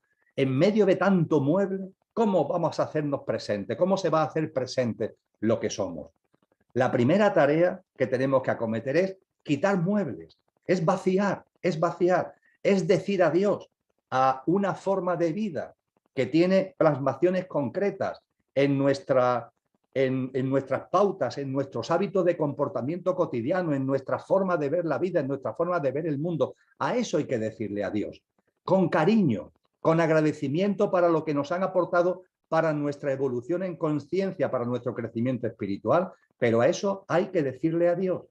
En el ámbito oriental, en el ámbito budista, se dice que si la taza está llena, no se le puede echar té.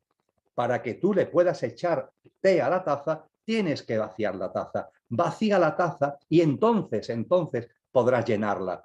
Jesús de Nazaret dice, el vino nuevo necesita odres nuevos. Los odres viejos no sirven para el vino nuevo necesita odres nuevos. Esto significa, insisto, un desalojo, un vaciamiento.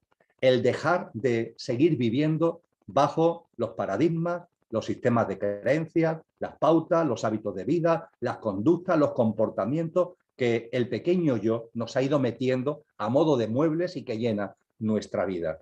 Y en ese sentido hay algo que Cristo Jesús nos enseña que es enormemente importante. Yo diría que es como la brújula para vaciar, como la brújula para quitar tanto mueble.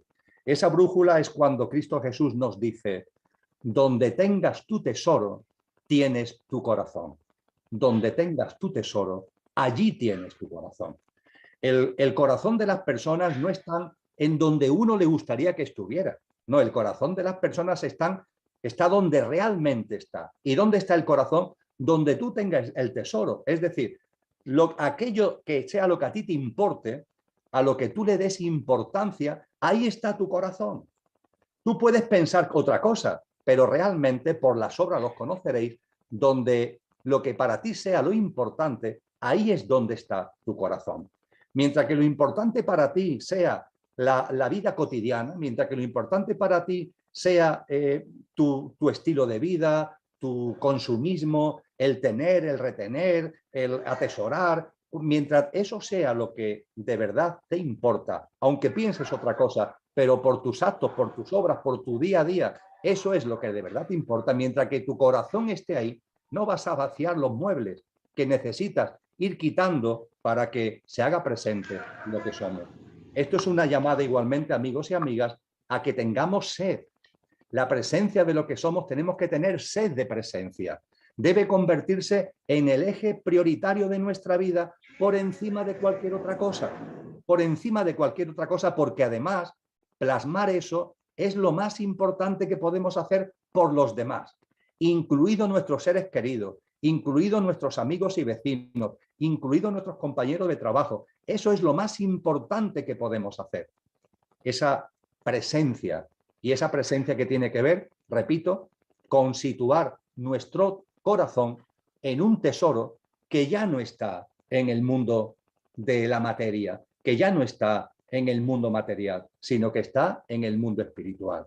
Y desde que nos levantamos hasta que nos acostamos, y eso terminará impregnando nuestro sueño, esté ahí permanentemente esa sed de coherencia, esa sed de consistencia, esa sed de conciencia.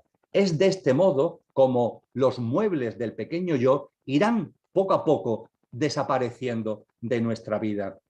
Irá desapareciendo de nuestra vida esa voz absurda que nos dice que las cosas tienen que ser lo que yo quiero, como yo quiero, cuando yo quiero, donde yo quiero. Ya está. Confiamos en la vida. La vida tiene ciclos y tiene subidas y tiene bajadas y tiene días luminosos y tiene días oscuros. Me olvido ya de esa historia del pequeño yo, de que las cosas tienen que ser lo que yo quiero, como yo quiero, donde yo quiero, cuando yo quiero. Uf, Dios mío.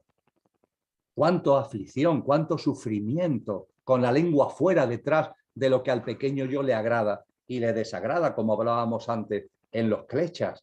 y miramos la vida y nos damos cuenta que lo importante no es el qué pasa, qué deja de pasar, qué hago, qué dejo de hacer. Siempre el pequeño yo con esos líos que se corresponden con los paradigmas, con el sistema de creencias de esta sociedad, siempre con el qué. Y nos situamos en nuestro centro y percibimos que lo importante no es el qué, sino el cómo se vive el qué. Tengo salud, lo importante no es si tengo la salud o no. Si tengo salud o no tengo salud, eso tiene un sentido profundo, tiene un porqué y un para qué, aunque mi mente no logre discernir el porqué. Pero si tengo salud, lo importante es cómo la vivo, cómo la vivo. Y si lo que tengo es la enfermedad, esa enfermedad, si está en mi vida, también tiene un porqué y un para qué, también tiene un sentido profundo. Y la clave está en cómo la vivo, qué jugo le saco a esa experiencia, llámese salud, llámese enfermedad.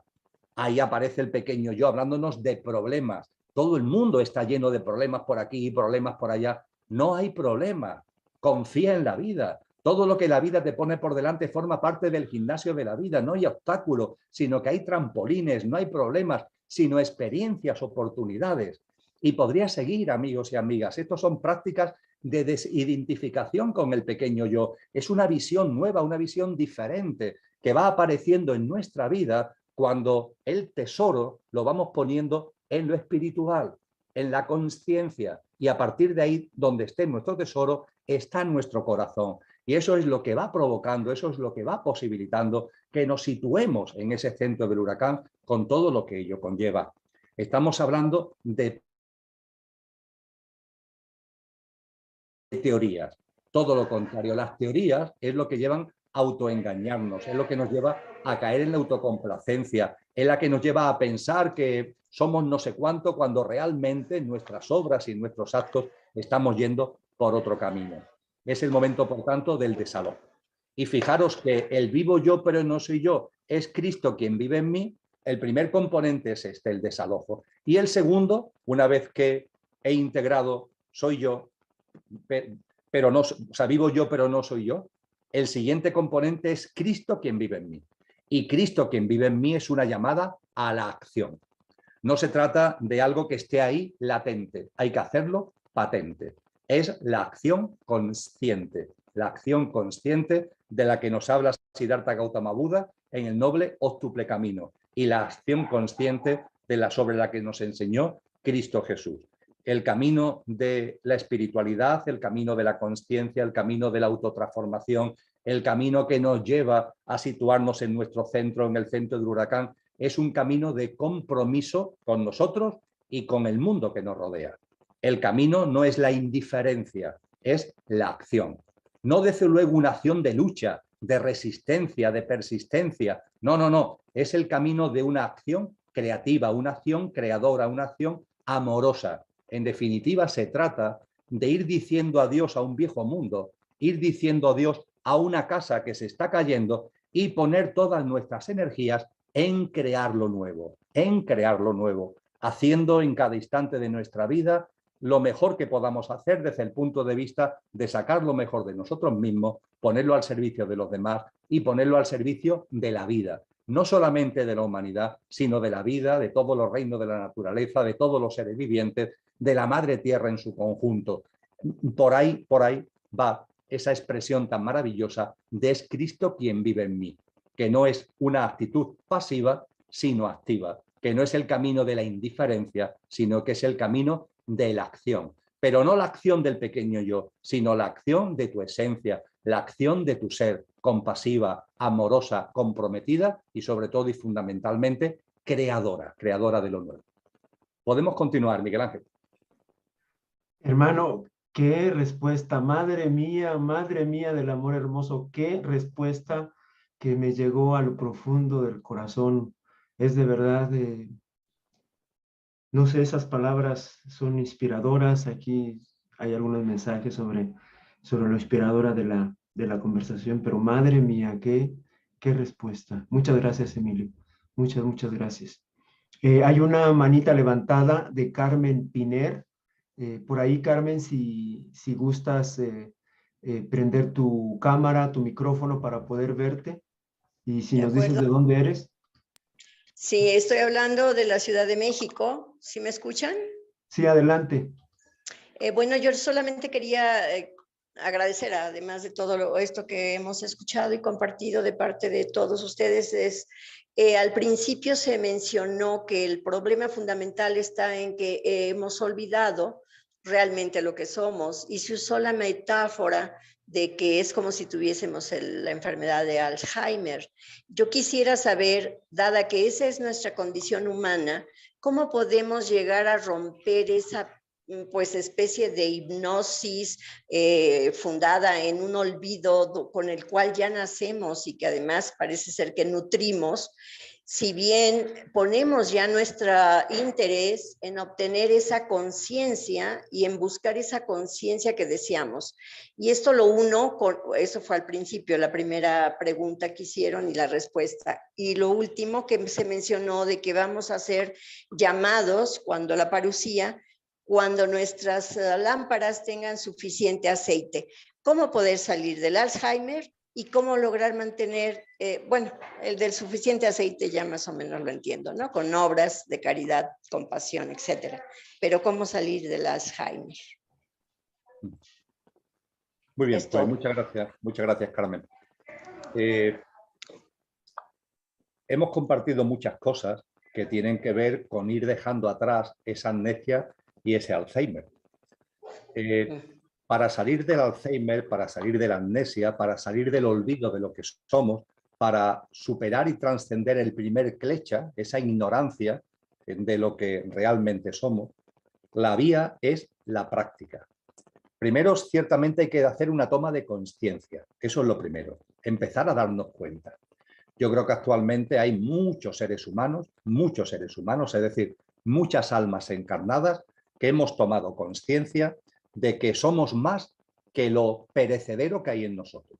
Es decir, que somos más de eso que tiene fecha de caducidad, de eso que va a terminar sus días o incinerado en un crematorio o enterrado en un cementerio. Creo que somos muchos seres humanos, insisto, lo que tenemos conciencia de ello, los que nos hemos dado cuenta. Hay muchas almas encarnadas que tienen ya el nivel de aceite como para haberse dado cuenta de esta gran verdad. A partir de ahí, a partir de esa toma de conciencia, procede integrarlo. Es decir, que no sea una creencia, sino que vaya convirtiéndose en una vivencia y en una experiencia. Primero toma de conciencia, si queréis, intelectual. Y ahora tengo que aterrizar. Esa toma de conciencia tiene que aterrizar en mí. Eso es lo que denomino esa toma de conciencia aterrizada, es lo que yo llamo el que se integre en nosotros y el que se vaya convirtiendo en una vivencia cotidiana, que tiene que plasmarse en todo. Y también, Carmen, amigos y amigas, es muy importante en las palabras, porque las palabras tienen mucha fuerza y hay muchas palabras que usamos y pertenecen a ese pequeño yo, pertenecen a ese viejo mundo, pertenecen a esa casa llena de muebles de el pequeño yo. Por ejemplo, el término muerte. La muerte no existe. Nadie se muere. Ni me muero yo, ni te mueres tú, ninguno de nuestros seres queridos se mueren. Nadie se muere. El término muerte, pongo este ejemplo porque creo que es muy gráfico, pero hay muchas palabras con las que pasa lo mismo. El término muerte es un término que en nuestra vida deberíamos empezar a afrontar e incluso a sustituir por otra palabra. Los seres humanos no morimos, desencarnamos, simplemente desencarnamos. Cuando nacemos, encarnamos, y cuando morimos físicamente, desencarnamos. Esa es la realidad. La realidad es que hoy tengo envoltura física y ahora no tengo envoltura física. Fijaros lo que nos enseña Cristo Jesús. Nos dice, cuando ha resucitado y antes de la ascensión, que hace a los 40 días de haber resucitado, a los que están con él le dice, hay entre vosotros aquellos que no probarán la muerte, que no probarán la muerte. Fijaros qué expresión más bella, el no probar la muerte. ¿Qué significa el no probar la muerte? El no probar la muerte no significa que no fallezcamos físicamente. Claro que voy a fallecer físicamente, claro que Emilio va a fallecer físicamente, y claro que Carmen va a fallecer físicamente, y claro que Miguel Ángel va a fallecer físicamente, pero sin embargo está a nuestra disposición, está ahí ante nosotros la posibilidad de no probar la muerte.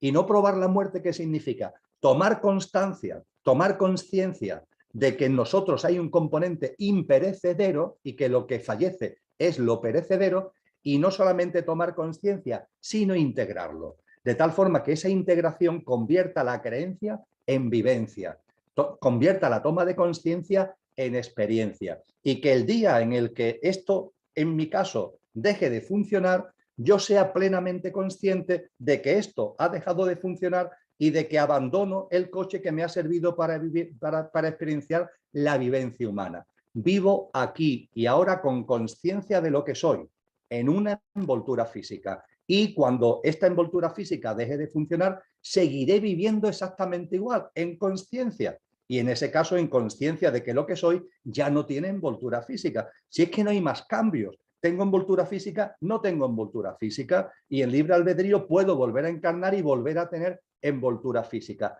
Pero la conciencia no permanece inalterable. Esto es no probar la muerte. Y esto es un ejemplo de la importancia que tienen también las palabras a la hora de que seamos capaces cada vez más de que la toma de conciencia intelectual, creencia en muchos casos, vaya integrándose y vaya bajando a nosotros plenamente desde el punto de vista de la realidad. Y junto con esta reflexión, quiero unir a lo que ha planteado Carmen otra reflexión más. El ser humano no tiene amnesia. El ser humano no tiene olvido. El ser humano, cuando lo sea de verdad, será un ser humano consciente, porque el ser humano es el coche y el conductor. El ser humano no es un coche con el conductor olvidado. Eso es infrahumano. No es plenamente humano. Esto lo aclaró maravillosamente Jesús de Nazaret, Cristo Jesús, porque él lo llaman de muchas maneras. Si vais a los evangelios, lo llaman el rey de los judíos, lo llaman de muchas maneras, pero él se mantiene impertérrito. Él no hace suyo ninguna de las denominaciones que le dicen. Como mucho, dice, tú lo has dicho. Eso yo no lo hago mío. Ahora bien, hay un apelativo que acepta que le den los demás y que él hace mención para definirse a él mismo. Ese apelativo es el Hijo del Hombre. El Hijo del Hombre. Reflexionar sobre esta descripción que se hace de sí mismo. El Hijo del Hombre. ¿Qué significa eso del Hijo del Hombre? ¿Por qué Cristo Jesús admite que se le llame y él mismo se autodenomina el Hijo del Hombre? Porque tal como él vive, es a lo que estamos llamados nosotros a vivir.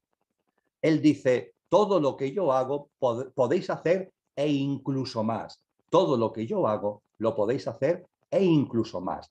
Estamos llamados en nuestra evolución humana, en nuestra plenitud de un coche conductor que vive desde el mando consciente del conductor, estamos llamados precisamente a hacer nuestra esa forma de vida que hace 2000 años Jesús de Nazaret, Cristo Jesús, ya plasmó. Por eso él se llama el Hijo del Hombre, para decirnos, esto es a lo que todos estamos llamados. Esta es la vocación y esta es la vocación del ser humano.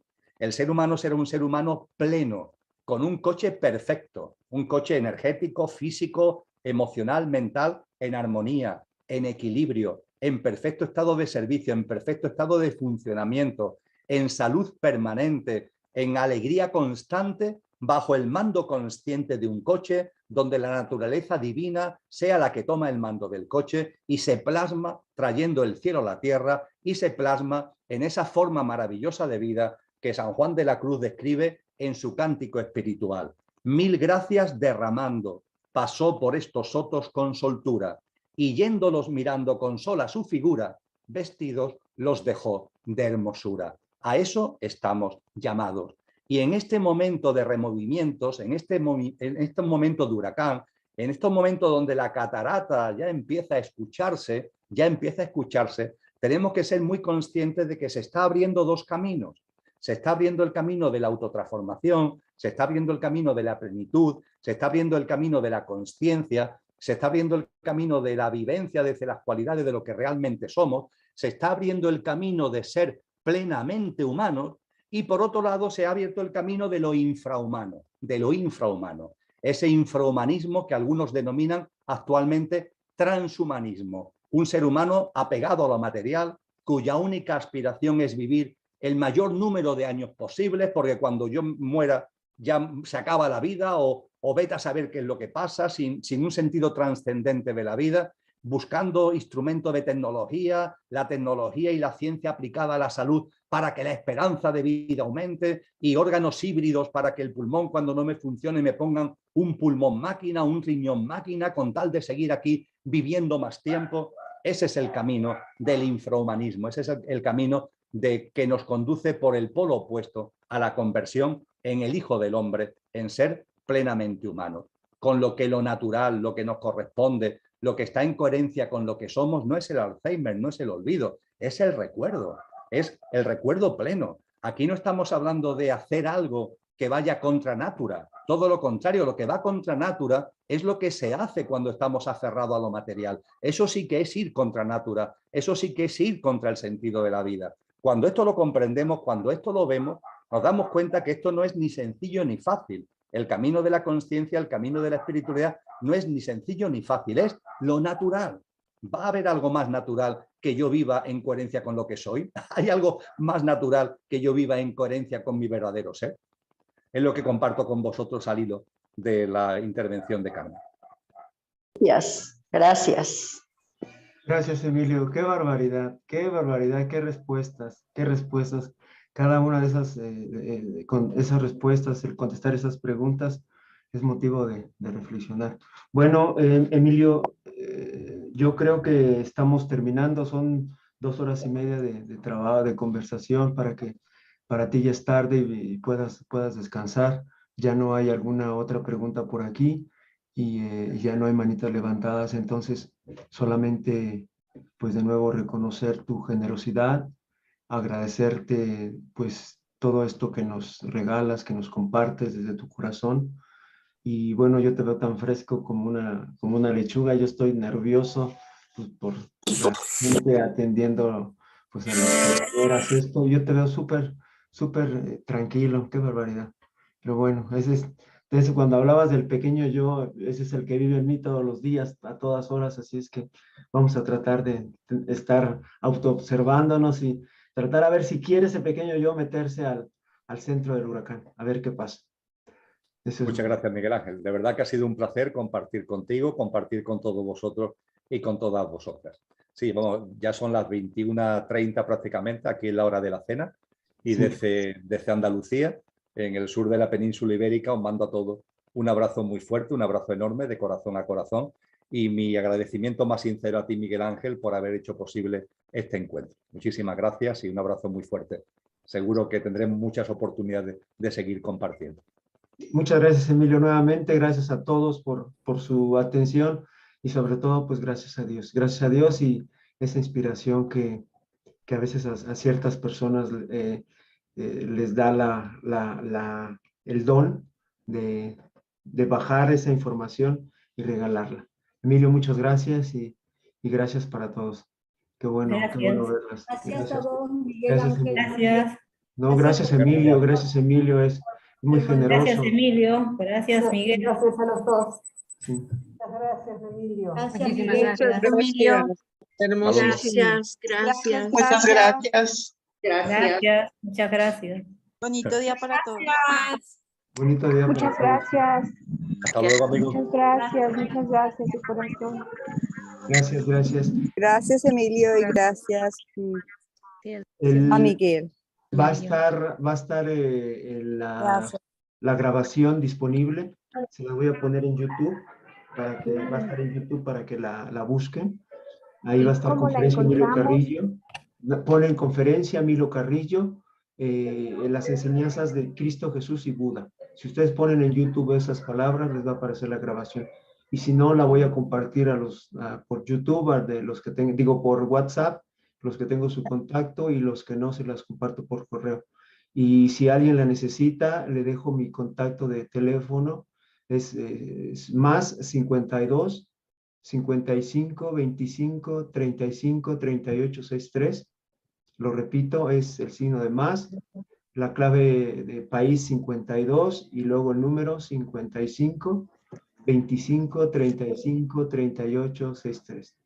De verdad queda uno así como, no sé, después de escuchar estos conceptos de una manera tan sencilla, conceptos tan profundos, que queda uno un poco, ¿qué les digo? Así como raro, ¿no? Extasiado. Por lo menos raro, por lo menos raro. Por favor, repetí la dirección. Extasiado. Perdón, ¿lo ¿Puedes escuché? repetir el número? Mi número es, si estás en otro país tienes que marcar plus, o sea, más 52, que es el acceso a México, más 52, y luego mi número es 55 25 35 38 63. O también está el correo electrónico, es 2014 saludintegral@gmail.com. Lo repito, 2014 saludintegral@gmail.com. Emilio Carrillo gestiona un blog que se llama El Cielo en la Tierra, lo pueden consultar, ahí también va a aparecer la grabación y pueden seguir cómo escribe, qué eventos tiene, todo lo publica en su blog. Además es un tipo muy, muy generoso, muy generoso, así es que